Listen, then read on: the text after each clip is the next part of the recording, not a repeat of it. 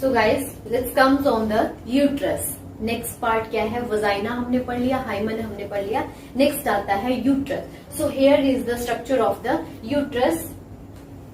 सो first one आता है, this is the vagina. क्या है? वजाइनल वॉल है, और ये जो यहाँ पे लेयर की तरह लग रहे हैं, ये क्या है? रूगे। क्या बोलते हैं इनको? रूगे। ओके, नेक्स्ट आता है this part, this is the external ओस। ठीक है, सर्विक्स की 2 ओस होती हैं, एक्सटर्नल और internal. So this one is the external ओस and here is the internal os and this is the cervical canal, जो सर्विक्स है, cervical canal। नेक्स्ट आता है, ये जो लेयर मैंने बनाई है, this is the perimetrium. So first one कौन सी लेयर है? पेरीमीट्रियम।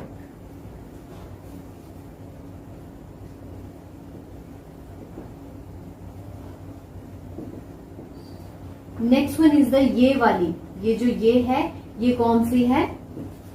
This is the myometrium and the last one is the, ये वाली कौन सी है? Endometrium.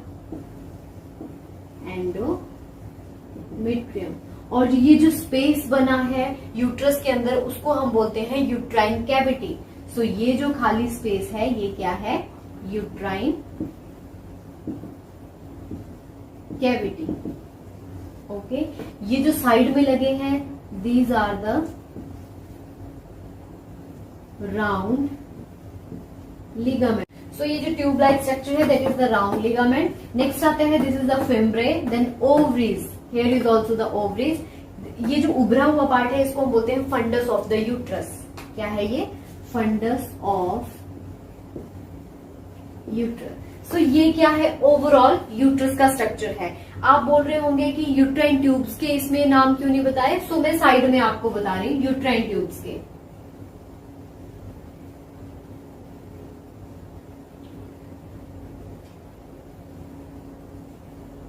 So this is the uterine tube. Uterine tube के डिफरेंट पार्ट्स होते हैं। सो फर्स्ट वन आता है इंटरस्टिशियल, जो बिल्कुल नैरो पार्ट होता है, उसको हम बोलते हैं interstitial part of the fallopian tubes. Interstitial. Okay, ये जो नैरो पार्ट है, उसको हम बोलते हैं इंटरस्टिशियल। नेक्स्ट आता है इस्थमस। इंटरस्टिशियल के बाद आता है इस्थमस। ओके, और ये जो वाइडेस्ट पार्ट है, सबसे वाइड जो पार्ट है फैलोपियन ट्यूब्स का, वाइडेस्ट पार्ट जो है, इसको हम बोलते हैं एम्फुला। एम्फुला में मेनली होती है फर्टिलाइजेशन। इट मीन जब स्पर्म और ओवम का जब फ्यूजन होता है, एम्फुला पार्ट में मेनली होती है fertilisation. And the last part is the infundibulum. Infundibulum. ठीक है, सो ये सारे पार्ट किसके हैं? फैलोपियन ट्यूब्स के। फर्स्ट पार्ट है इंटरस्टिशियल, देन इस्थमस, देन जो वाइडेस्ट पार्ट है उसको हम बोलते हैं ampulla, and the last part is the infundibulum.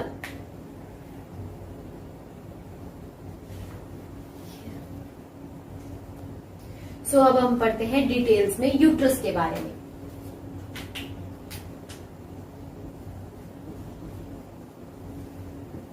Uterus, अब सबसे पहले आपको पता होना चाहिए यूट्रस कैसा है। एक मस्कुलर पियर शेप स्ट्रक्चर एक है। ठीक है, सो first one is the, it is the muscular and peer shape structure lies in the, कहां पे होगा? In the pelvic cavity. In the pelvic cavity. अब बात आती है इसकी पोजीशन की। सो नॉर्मली इसकी पोजीशन फ्रंट पे रहता है ब्लैडर और बिहाइंड में रहता है रेक्टम। सो आप बोल सकते हो नॉर्मली इसकी हॉरिजॉन्टल पोजीशन रहती है और उसको हम बोलते हैं एंटी फ्लेक्शन और anteversion. So next one is the position. So position में आप लिखोगे anteflexion and anteversion. Okay, और जो ब्लैडर है वो फ्रंट पे आएगा और जो रेक्टम है वो बिहाइंड में रहेगा। Bladder in front end rectum in behind. It means जो उसका एंटीरियर पार्ट है, लाइक ये यूट्रस है, एंटीरियर में रहेगा ब्लैडर और जो पोस्टीरियर पार्ट है वहां पे ऑक्युपाई करेगा rectum.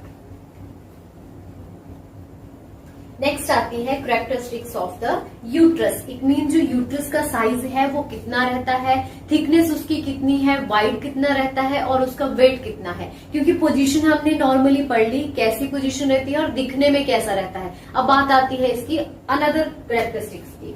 So first one is the size. So size इसका माना जाता है 7.5 centimetre into 5 centimetre into 2.5 centimetre. अब बात आती है 7.5 सेंटीमीटर क्या है, इसकी लेंथ है। लेंथ इज कितनी, 7.5 सेंटीमीटर। 5 सेंटीमीटर है वाइड, इट मीन्स विड्थ इसकी कितनी है, 5 centimetre. And third one is the thickness, ये कितना थिक है, थिकनेस कितनी है, 2.5 सेंटीमीटर। सो ये होगी इसकी नॉर्मल साइज। नेक्स्ट आता है weight of the uterus. Second one is the weight. So normal weight माना जाता है यूट्रस का 60 ग्राम, या आप बोल सकते हो 30 to 50 भी होता है, ठीक है। बट एक एवरेज की बात करें तो 60 ग्राम इन नॉन प्रेग्नेंट वीमेन। जो कि प्रेग्नेंट नहीं है उसका नॉर्मल वेट कितना रहता है, 60 ग्राम। इसमें नॉन प्रेग्नेंट वीमेन में, ठीक है। अब बात आती है कि जो यूट्रस है उसके मेन 3 पार्ट्स रहते हैं, ठीक है। अप साइड में क्या आएगा, फंडस पार्ट, ठीक है, ये क्या है, फंडस पार्ट है। देन आएगा यहां से यहां तक, that is the body of the uterus. और लास्ट में आता है सर्विक्स पार्ट। ओके, सो 3 पार्ट होते हैं। अब बात आती है पार्ट्स ऑफ द यूट्रस। क्योंकि यूट्रस का आपने स्ट्रक्चर पढ़ लिया, कितनी शेप रहती है इसकी, कितना साइज है इसका, कितनी थिकनेस है इसकी, एंड वेट भी आपने पढ़ लिया और इसकी पोजीशन भी आपने पढ़ ली। नेक्स्ट आता है parts of the, main part की बात करेंगे हम, क्योंकि जो अनदर है इसके यूट्राइन ट्यूब्स उनको हम अलग से पढ़ेंगे। Okay, so next one is the parts. So mainly कितने पार्ट बताए, देयर आर मेनली 3 पार्ट्स।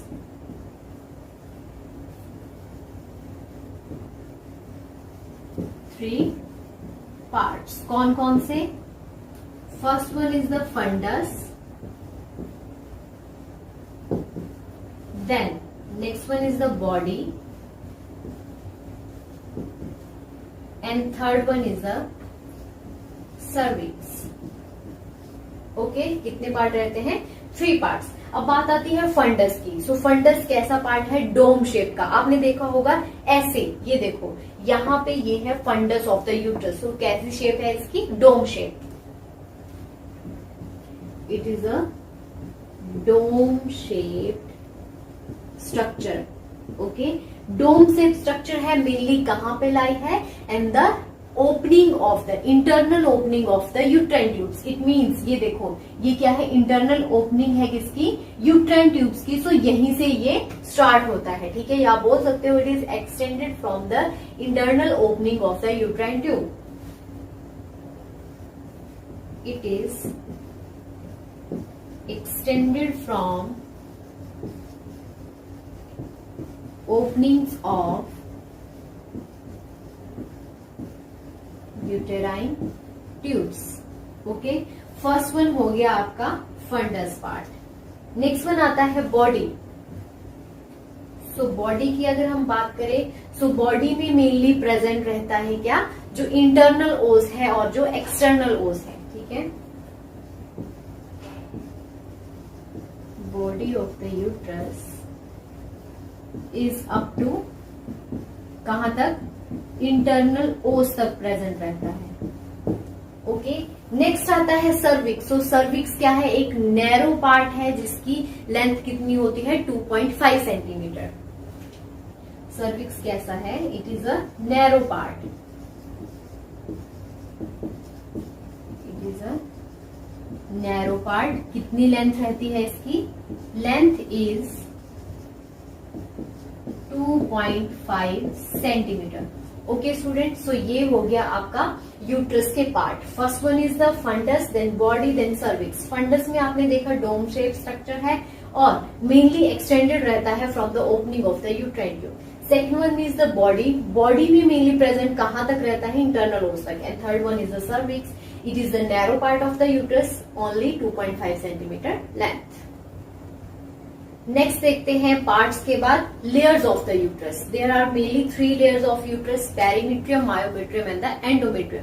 पेरीमीट्रियम क्या है, आउटर लेयर है जिसको आप peritoneal, this is the peritoneal layer. Okay, पेरीमीट्रियम होती है आउटर लेयर जो एक ब्लैंकेट की तरह काम करती है। ओके, और मेनली किस किस को कवर करके रखती है, उसके लेटरल पार्ट को भी, उसके लेटरल पार्ट को भी, उसके एंटीरियर पार्ट को भी और उसके पोस्टीरियर पार्ट को भी, किसके, यूट्रस के। ओके, नेक्स्ट आती है आपकी मायोमेट्रियम। मायोमेट्रियम कैसी है, मस्कुलर फाइब्रस लेयर है, मस्कुलर लेयर है। It means eight the time of child birth, eight the time of menstrual cycle वो क्या करती है, कॉन्ट्रैक्ट करती है।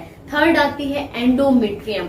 एंडोमेट्रियम क्या है, सबसे इनर लेयर है, ब्लड सप्लाई रिच रहती है और मेनली वहां पे प्रेजेंट रहती है 2 लेयर्स। कौन कौन सी, एक तो है फंक्शनल लेयर और एक है basal layer. Okay, so next आती है लेयर्स। कितनी लेयर्स हैं, first one is the perimetrium. So perimetrium क्या है, outermost covering act as a peritoneum.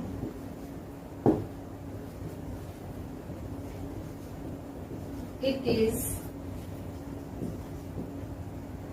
act like blanket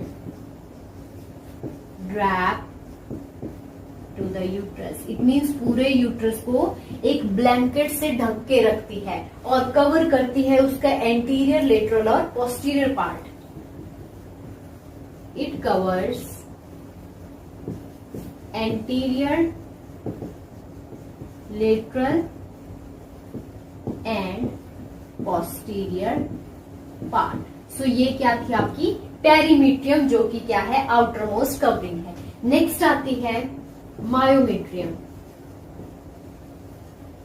myometrium, so myometrium layer कौन सी है, मस्कुलर फाइब्रस। आप बोल सकते हो थिकेस्ट लेयर, बट वहां पे मेनली क्या प्रेजेंट रहती है, मसल्स। thickest fibrous muscular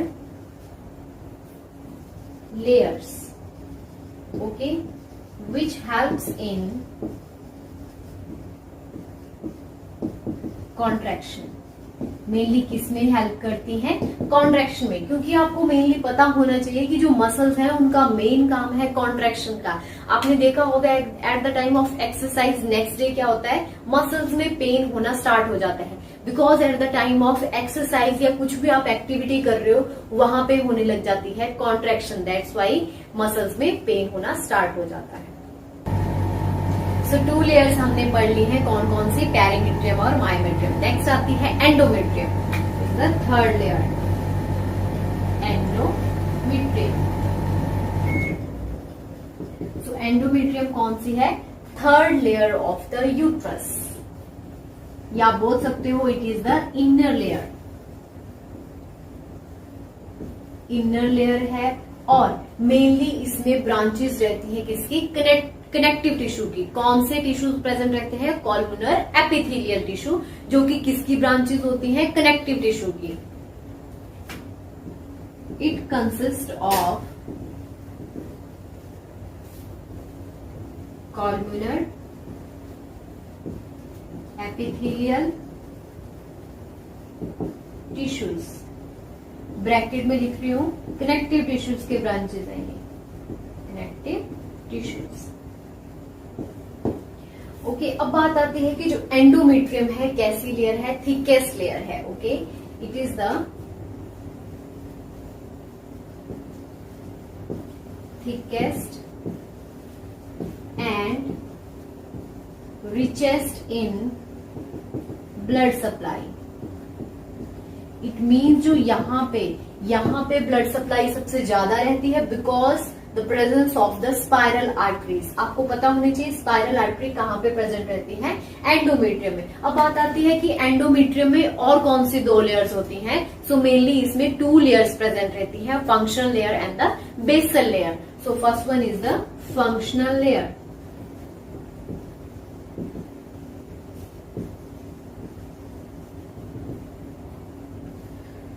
जो फंक्शनल लेयर है वो क्या है, थिकेस्ट लेयर है। ठीक है, it is the thickest and rich in blood supply. Okay, blood supply में भी रिच रहती है और ये क्या है, बहुत ज्यादा थिक हो जाती है कब, first half of the menstrual cycle. It means menstrual cycle का फर्स्ट हाफ कब होता है, 14 डेज पे। It means eight the time of ovulation वहां पे कैसी रहती है, ये रिचेस्ट रहती है, थिक हो जाती है। It is thick in first half of menstrual cycle, so that यही वो लेयर है जो मेंस्ट्रुअल साइकिल के टाइम पे शेड ऑफ हो जाती है। इट मीन्स यही वो लेयर है जो पीरियड्स के टाइम पे बाहर निकल जाती है। It is shed off at the time of periods.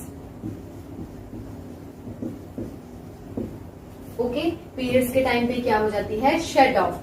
Second आती है basal layer. Second one is the basal layer. Basal layer की अगर हम बात करें तो ये क्या है, नियर टू होती है किसके, एंडोमेट्रियम के। Okay, it is near to the endometrium. और आप बोल सकते हो it is the permanent layer, ये शेड ऑफ नहीं होती है। मेनली याद रखना, जो फंक्शनल लेयर है वो शेड ऑफ होती है, जो बेसल लेयर है वो शेड ऑफ नहीं होती at the time of menstrual cycle. So आप इसको और क्या बोलोगे, it is the permanent layer. Highlight कर रही हूँ यहाँ पे पॉइंट्स आपको याद रखने हैं। कॉलमुनर एपिथेलियल टिश्यूज प्रेजेंट रहते हैं एंडोमेट्रियम में। नेक्स्ट आता है जो फंक्शनल लेयर है वो शेड ऑफ रहती है, और परमानेंट लेयर भी आपसे कोई पूछ सकता है परमानेंट लेयर कौन सी रहती है। सो कौन सी है, बेसल लेयर। नेक्स्ट हम देखते हैं blood supply to the uterus. उसके बाद हम पढ़ेंगे last topic of the uterus, that is the function of the uterus. Okay, so पहले हम देखते हैं blood supply. So blood supply में फर्स्ट देखेंगे आर्टरी या arterial supply.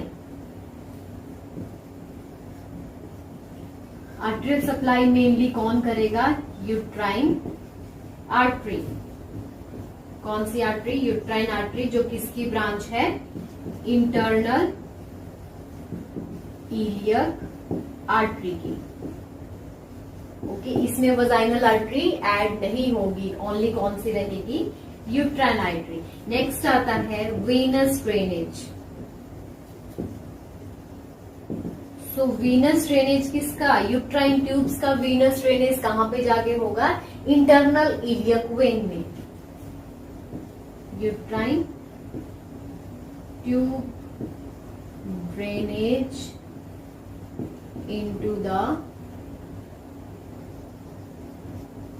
Internal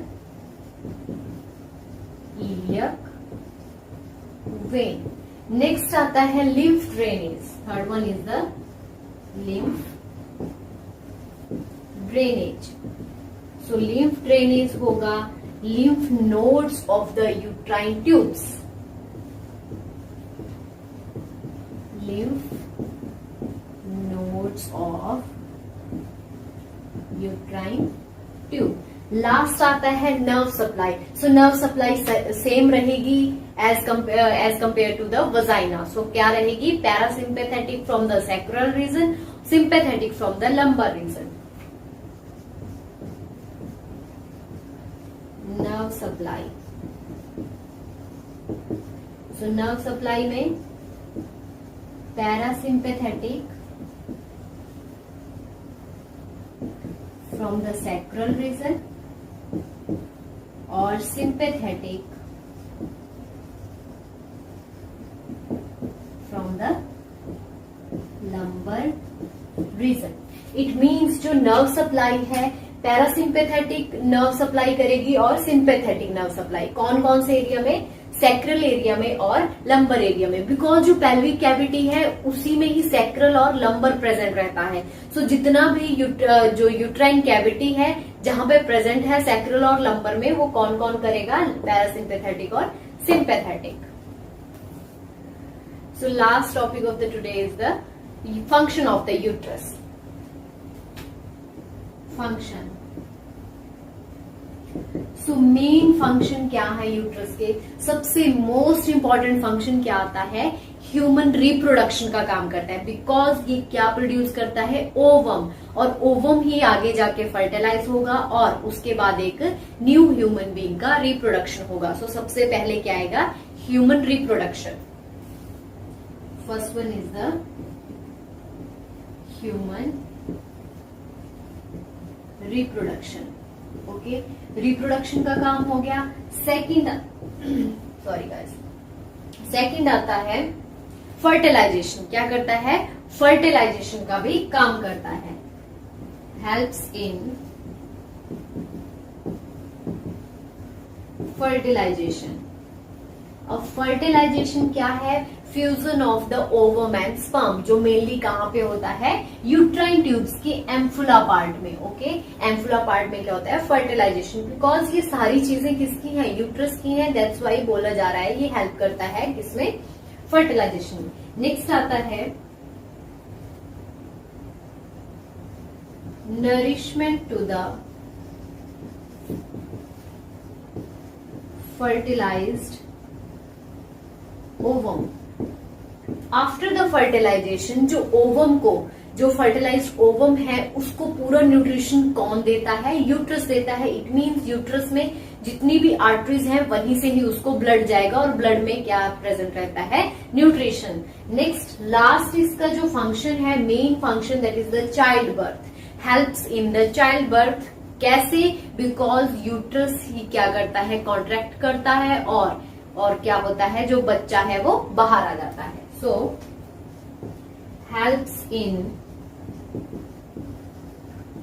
child birth. Okay guys, so ये था ओवरऑल इंटरनल जेनिटेलिया, जिसमें हमने क्या क्या चीजें पढ़ी। मेनली इंटरनल जेनिटेलिया में हमने वजाइना पढ़ा, हाइमन लेयर पढ़ी, आफ्टर दैट हमने पढ़ा यूट्रस, और यूट्रस के अंदर हमने अलग अलग चीजें पढ़ी, उसका स्ट्रक्चर कैसा है, साइज कैसा है, वेट कैसा होता है, कौन सी मसल्स प्रेजेंट रहती हैं, कौन सी इसकी लेयर्स हैं और कौन इसके मेन पार्ट हैं। लास्ट में हमने पढ़ा फंक्शन, और इसके जो सपोर्टिंग स्ट्रक्चर है मैं नॉर्मली आपको बता देती हूँ। ब्रॉड लिगामेंट होते हैं, यूटेरोसेक्रल लिगामेंट्स होते हैं और राउंड लिगामेंट्स इसमें प्रेजेंट रहते हैं। So guys, this is all about the today's topic. इस वीडियो को जितना हो सकता है शेयर करो और सब्सक्राइब करना ना भूलें।